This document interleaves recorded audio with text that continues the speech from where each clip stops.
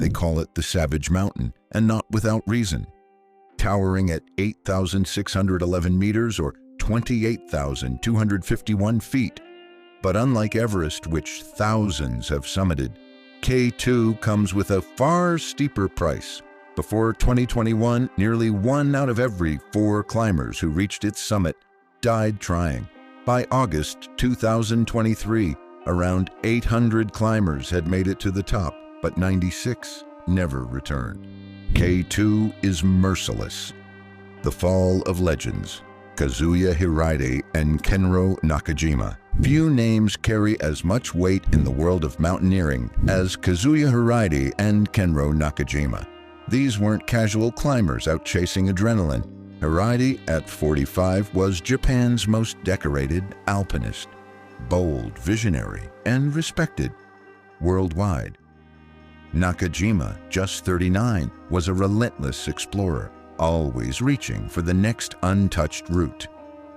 Together, they were nearly unstoppable. Their legacy was already cemented, whether it was tackling Shispare's northeast face or carving routes up Rakaposhi and Tikmir. They always chose paths that were more about personal challenge than public glory. Every climb was a silent rebellion against the ordinary. And then came July 2024. Both climbers fell over 1,000 meters down the face, still roped together, tumbling through thin Karakoram air. Their bodies were later spotted from a helicopter, still connected by rope, at around 6,300 meters far beyond the reach of rescue teams. The mayor who chose the mountains, Sergi Mingote. Before chasing peaks, Sergi Mingote served as mayor in Paredes del Valles, Spain.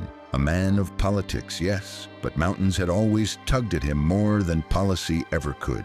In 2018, he left office to chase a seemingly impossible dream, climbing all 14 of the world's 8,000-meter peaks without bottled oxygen and within 1,000 days. The world took notice.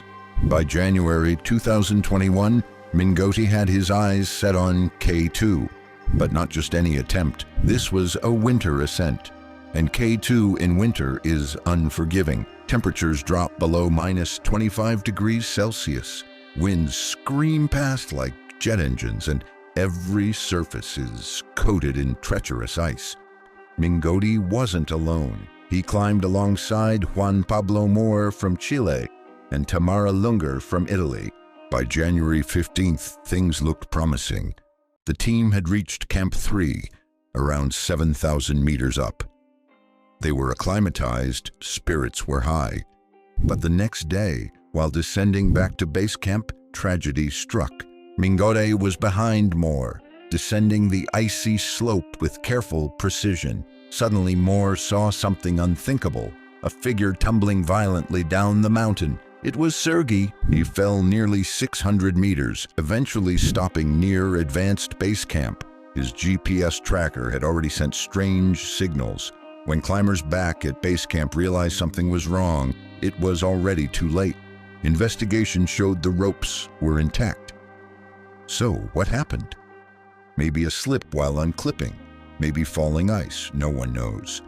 K2 kept that answer for itself.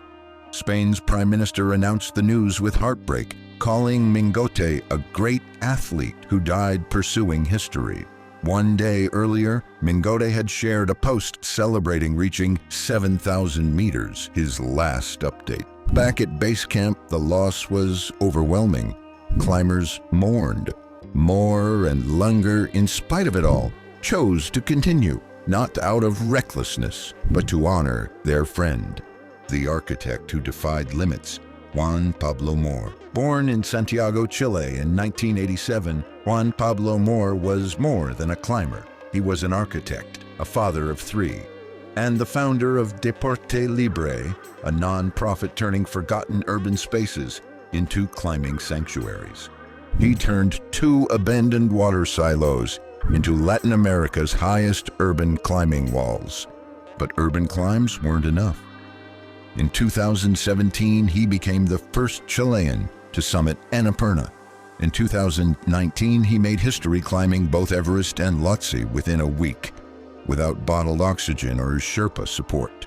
When he joined the 2021 winter K2 expedition, it was personal.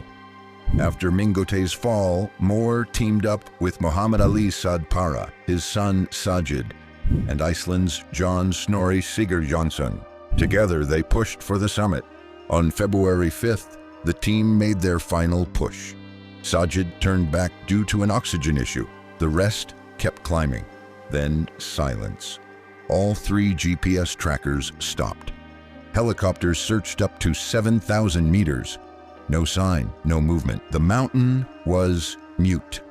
By February 18th, all 3 were declared dead. In July, Moore's body was found, high on the slopes. His family decided he would stay there, on the mountain he tried so hard to conquer. Back in Chile, tributes poured in. His nonprofit continues to install climbing walls for children in underserved neighborhoods. As one relative said, "Everyone has their own summits." Juan Pablo showed the world that no matter how high your dream, the strength to climb lives inside you. The scientist turned climber, Atanas Skatov. Not every climber starts young. Atanas Skatov, a Bulgarian agricultural scientist with a PhD, didn't take mountaineering seriously until 2010. One hike changed his life. By 2014, he claimed to be the first known vegan to summit Everest.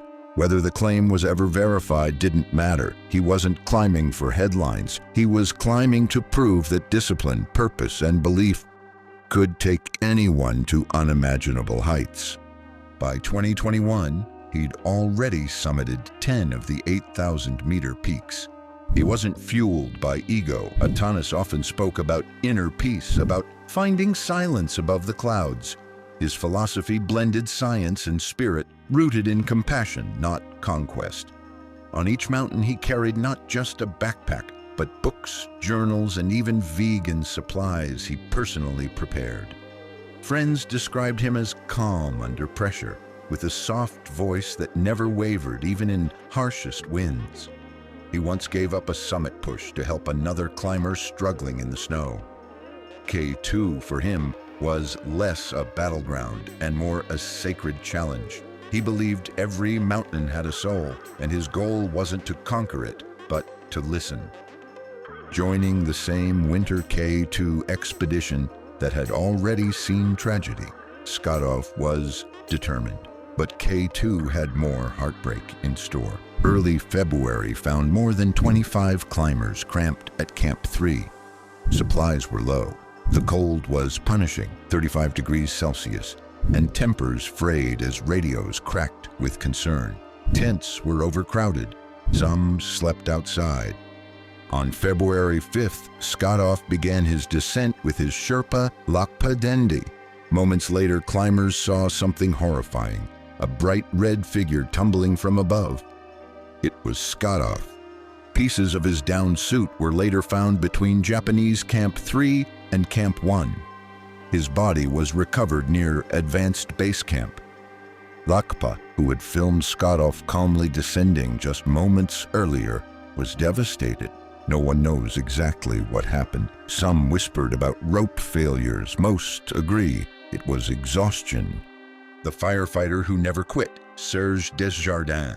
In summer 2018, Serge Desjardins, a 53-year-old firefighter from Montreal, stood beneath K2 once again.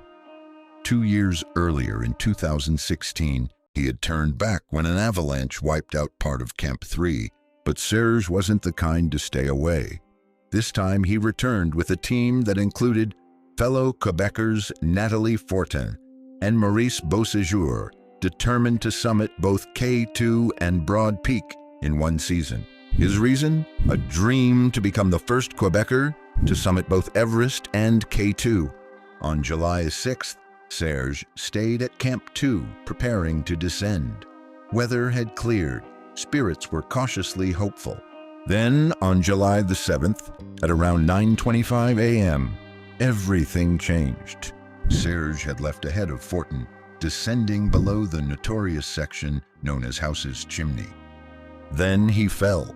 Some reports suggested a failure of old fixed ropes left behind by previous climbers. On K2, they cling to rock like faded memories. Others think it was just one misstep. His teammates could only watch in shock. His body was later recovered and brought down by porters and fellow climbers. Back in Quebec, news spread quickly. For many, Serge had been the face of the province's mountaineering scene. Courageous, resilient, inspiring. The expedition was called off. K2 had claimed another. Serge died doing what he loved, on a mountain he deeply respected. And though he didn't reach the summit, he climbed with integrity, with purpose, and with heart. K2 is more than just a mountain. It's a force of nature, a symbol of aspiration and agony, of triumph and tragedy. Each of these climbers came from different corners of the world, with different stories, motivations, and dreams. But they all shared something powerful: the courage to face the impossible. From legendary alpinists to scientists, architects, and firefighters, each story reveals a different side of human determination. These were not reckless thrill seekers. They were dreamers, visionaries, people who understood the risks and still chose the climb. And while their stories end in tragedy, they also echo something deeper: a love for challenge, a hunger for the unknown, and an unshakable will to rise above. The mountain doesn't remember names, but we do. If this story moved you, take a moment to honor the climbers we've talked about today. Their courage and legacy deserve to be remembered. To dive deeper into untold stories from the world's harshest peaks and beyond, don't forget to like, subscribe, and share this video. Hit the bell icon to stay updated with more true stories from mountains, mines, and moments that changed lives forever.